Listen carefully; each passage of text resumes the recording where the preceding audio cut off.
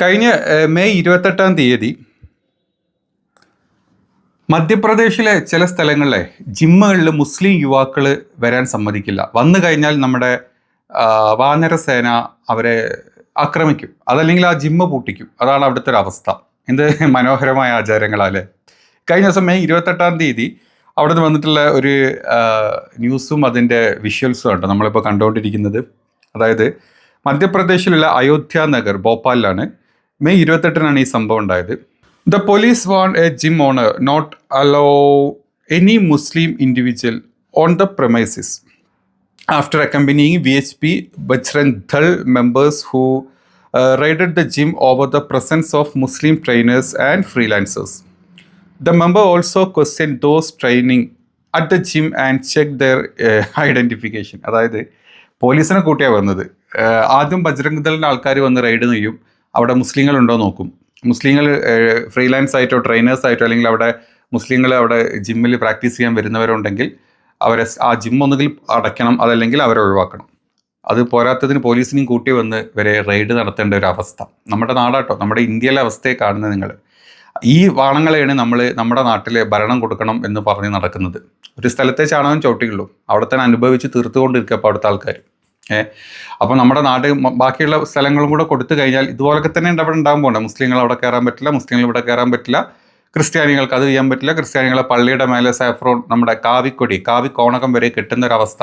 ആ ഒരു ന്യൂസും വന്നിട്ടുണ്ട്, അതുകൂടെ കാണിച്ചു തരാം. ഏതായാലും രണ്ടും ഉണ്ടല്ലേ. ഈ 28 തന്നെ കേട്ടോ ആ ന്യൂസും വന്നത്. 28 VHP സെയിം ഈ ബജ്രംഗ് ദൾ തന്നെയാണ് വന്നത്. Extremity attack and vandalist church. ആ ചർച്ചിൽ കയറിയിട്ട് ഇവന്മാർ ചെയ്ത പരിപാടി എന്താണെന്നറിയോ? ഇതാണ് ആ വീഡിയോ. ജയശ്രീരാമൻ വിളിച്ചിട്ട ഛത്തീസ്ഗഡിലാണ് നടന്നത് 28 തന്നെ. ഇവന്മാരാണ് നമ്മുടെ നാട്ടിലെ പല ആൾക്കാരും ബാക്ക്ഗ്രൗണ്ടിൽ എന്ന് പറഞ്ഞിട്ടുള്ളൊരു പാട്ടൊക്കെ ഉണ്ടല്ലോ, ആ പാട്ടൊക്കെ ഇട്ടിട്ട് കൈയടിച്ച് പൊക്കിക്കൊണ്ട് നടക്കുന്നത്. അതിൻ്റെ താഴത്ത് സനാതനി എന്നും പേര് വെക്കും, അതല്ലെങ്കിൽ തീവ്ര നാഷണലിസ്റ്റ് എന്നും പേര് വെച്ചിട്ടുള്ള ഒരു കൂട്ടം വാനരപ്പട, ചാണകപ്പട എന്നൊക്കെ വേണമെങ്കിൽ പറയാം. ഞാൻ BJP-ക്കാരല്ലോ പറയുന്നത്, മൊത്തം BJP-ക്കാരെ കാര്യമല്ല ഞാൻ പറയുന്നത്. ഇതുപോലത്തെ കുറേ വാനരപ്പടകൾ നമ്മുടെ നാട്ടിൽ ഒരുപാടുണ്ട്. ജിമ്മിൽ മുസ്ലിങ്ങൾ കയറാൻ പാടില്ല, അതല്ലെങ്കിൽ ഹിന്ദു ഇങ്ങനത്തെ ക്രിസ്ത്യൻ പള്ളികളുടെ മേലെ കുരിശെടുത്ത് അതിന് പകരം കാവിക്കോണവും കെട്ടിവിടും. അങ്ങനെയുണ്ട്. നമ്മുടെ രാജ്യത്തിൻ്റെ അവസ്ഥയാണ് നമ്മൾ ഈ കാണുന്നത്.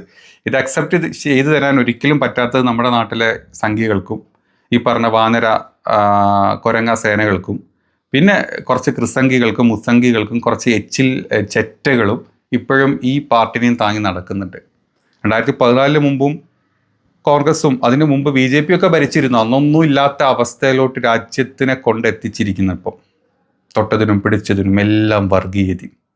അത് എന്തിൻ്റെ പേരിലാണെങ്കിലും, കോണകത്തിൻ്റെ പേരിലാണെങ്കിലും, ഇതുപോലെ മുസ്ലിങ്ങൾക്ക് നോ എൻട്രി കൊടുക്കുന്ന പല സ്ഥലങ്ങളാണെങ്കിലും, പോത്തിറച്ചി ബീഫ് ഇറച്ചിൻ്റെ പേരിലാണെങ്കിലും, അല്ലെങ്കിൽ മുസ്ലിങ്ങൾക്ക് മക്കളെ എണ്ണം കൂടിപ്പോയാൽ പോലും നമ്മുടെ നാട്ടിൽ ഇപ്പോൾ ചോദ്യം ചെയ്യാൻ ആൾക്കാരാണ്. നമ്മുടെ കേരളത്തിൽ മലയാളികൾ മുസ്ലിങ്ങൾക്ക് മക്കൾ എണ്ണം കൂടുന്നെന്നും പറഞ്ഞ് ചോദ്യം ചെയ്യുന്ന പല ചെറ്റകളെയും നമ്മൾ കണ്ടു.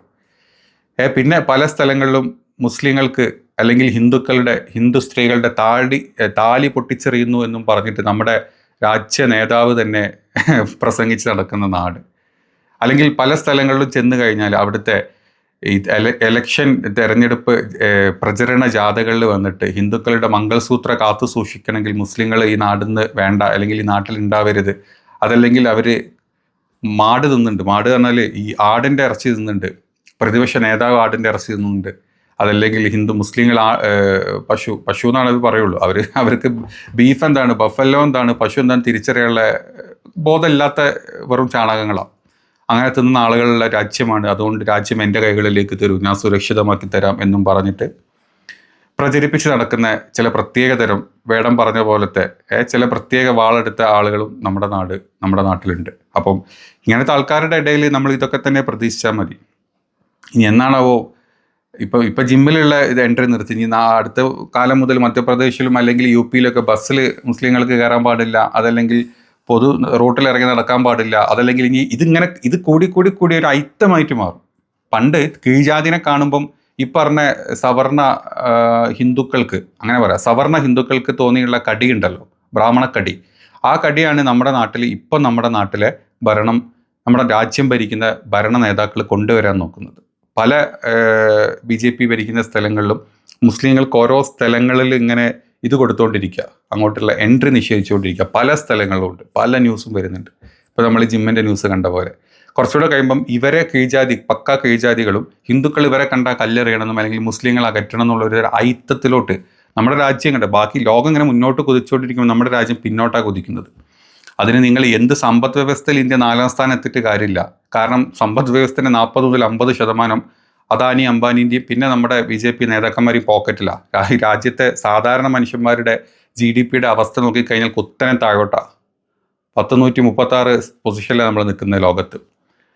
അത് കാണിക്കാണ്ട് ഈ ഒരു സാധനം കാണിച്ചിട്ട് നമ്മുടെ രാജ്യത്തെ സമ്പന്നർ വളർന്നുകൊണ്ടിരിക്കുന്ന ഇത് കാണിച്ചിട്ട് ഈ രാജ്യത്തെ പാവപ്പെട്ട ആൾക്കാരുടെ കഞ്ഞിൽ ചാണകം വാരിയേറുന്ന പരിപാടികൾ അവർ കാണിക്കുന്നത്.